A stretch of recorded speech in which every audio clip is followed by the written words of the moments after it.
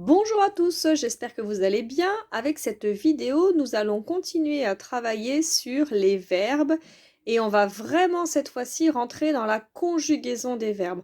Alors la conjugaison, c'est le gros travail du CE2, mais il est important d'avoir compris le fonctionnement dès le CE1. Donc on va travailler un petit peu jusqu'à la fin de l'année sur le fonctionnement des verbes pour que en CE2, les choses soient le plus fluides possible.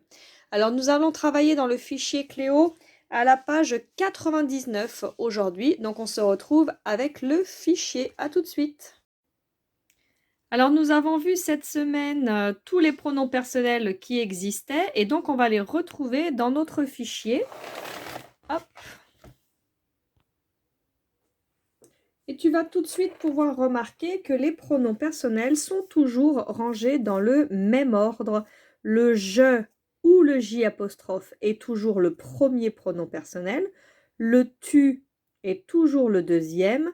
Le il et le elle sont toujours en troisième position. Ce sont donc les trois pronoms personnels du singulier. On l'a déjà vu avec le travail des pronoms personnels. Ces trois-là parlent d'une seule personne.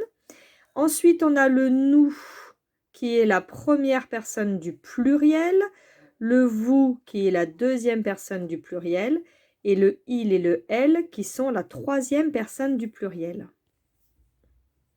Voilà, donc si je parle d'une seule personne, je vais choisir un de ces trois-là. Si je parle de plusieurs personnes, je vais choisir un de ces trois-là. Aujourd'hui, nous allons nous consacrer à deux verbes. Ce sont les plus importants de la langue française. Ce sont ceux que l'on utilise le plus au quotidien. C'est le verbe être et le verbe avoir. Ce sont ceux qui sont les plus importants parce que ce sont ceux que tu utilises le plus lorsque tu parles. Mais pourtant, ce ne sont pas les plus faciles à conjuguer parce que le verbe être et le verbe avoir sont des verbes irréguliers, ce qui veut dire qu'ils n'ont aucune règle. Ils ne répondent à aucune règle, quasiment à aucune règle. On va quand même en pouvoir en trouver quelques-unes, mais voilà. Donc, on va commencer par le verbe être et le verbe avoir. Donc, dans la consigne, on te demande de choisir soit le verbe être, soit le verbe avoir pour compléter les phrases qu'on va te donner et on te demande de le conjuguer au présent. Alors, comme on est au début de l'apprentissage, bien sûr, on te donne les réponses. D'accord? Les réponses, elles sont ici. Si tu veux utiliser le verbe avoir, tu vas utiliser ces réponses-là. Si tu veux utiliser le verbe être, tu vas utiliser ces réponses-là. Donc là, ça va juste être un travail de recherche. Tu n'as pas besoin pour l'instant de les connaître par cœur. Alors, ce que je te propose pour t'aider à te repérer, c'est d'utiliser ta règle pour ne pas te mélanger entre deux lignes. Donc, sur la première ligne, il y a marqué « vous », ensuite il y a un trou, et ensuite il y a marqué « 7 ans ». On va donc devoir mettre un verbe au milieu de cette phrase, puisque pour l'instant, il n'y a pas de verbe, donc elle ne veut rien dire.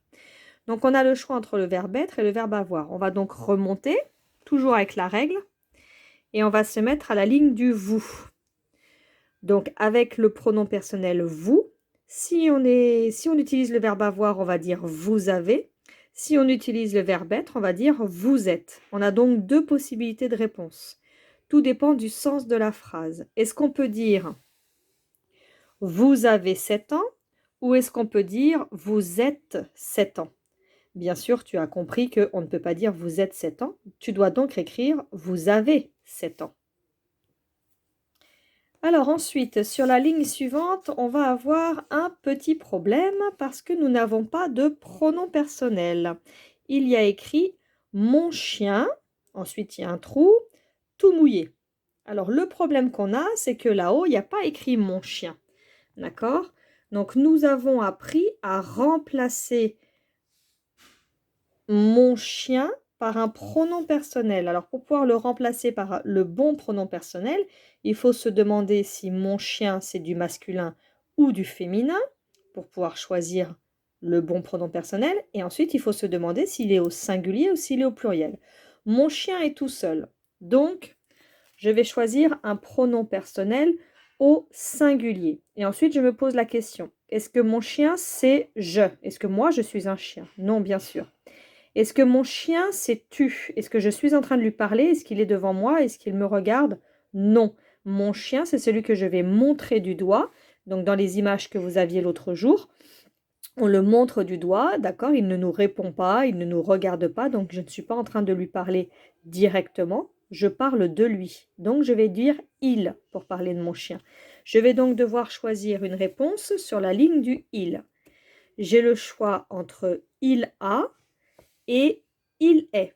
Donc, si je reviens dans ma phrase, est-ce que je vais dire, alors, attendez, hop, j'essaye de faire la mise au point. Est-ce que je vais dire mon chien a tout mouillé ou mon chien est tout mouillé? Bien sûr, tu as trouvé le sens de la phrase, c'est mon chien est tout mouillé, c'est le verbe être.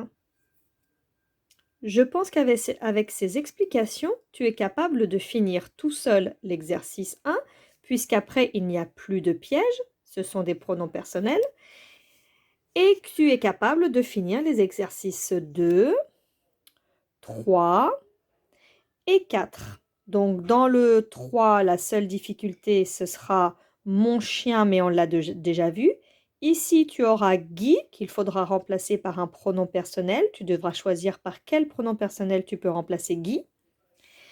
Et tu devras aussi remplacer le ciel et la princesse par un pronom personnel pour pouvoir choisir sur la bonne ligne la bonne conjugaison du verbe être et du verbe avoir.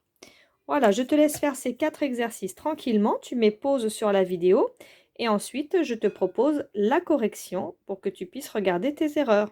À tout de suite, bon courage!